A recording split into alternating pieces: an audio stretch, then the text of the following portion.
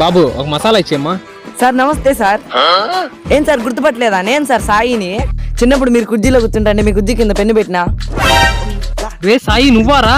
చిన్నప్పుడు చదువుకోమంటే ఇన్నివా, ఇప్పుడు చూడు పానీపూరి బండి పెట్టుకోవాల్సి వచ్చింది. సర్లే దేనికి పనికిరావు అనుకున్నా, దీనికన్నా పనికొచ్చు నువ్వు. అవునరా, ఇంతకు ఎంత సంపాదిస్తావు? 5,000 సార్. రే ఈ రోజుల్లో నెలకు 5,000 ఏం సరిపోద్దిరా? నెలకు కాదు సార్, రోజుకి. మజా ఒక ప్లేట్ పానీపూరి ఇచ్చారా సార్? నమస్తే సార్. ఏంటి సార్ గుర్తుపట్టలేదా? నేను సార్ రుద్రాని.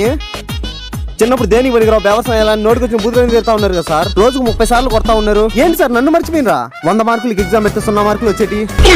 రే రుద్రా నువ్వారా? నేనే సార్. నువ్వేంది, నీ లుక్ ఏంది, చూస్తుంటే బాగా సెటిల్ అయినట్టుండవే. నెలకి 1,00,000 రూపాయలు సంపాదిస్తానా సార్? ఏం చేస్తానురా? అయ్యా ధర్మం చేయండి అయ్యా. మీ దుంపలు మీరు ఎక్కడ తయారయ్యారా బాబు?